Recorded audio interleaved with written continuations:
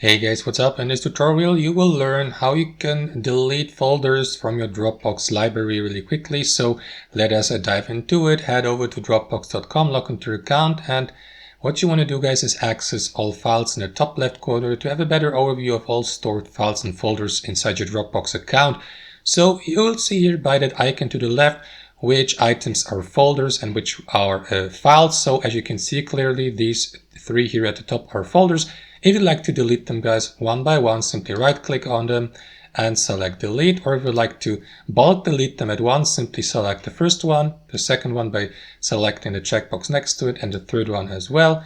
And again, repeat the same process, right click, delete, or use the delete button here at the top. That's basically it, guys. Now, removing a folder from that overview on the left hand side from that list is not going to delete them, it's only going to remove them from that section. So if you'd like to delete them, you will need to do that here in the all files section, how I taught you just a moment ago. So that's how it works in practice, guys. Thanks for watching and see you next time.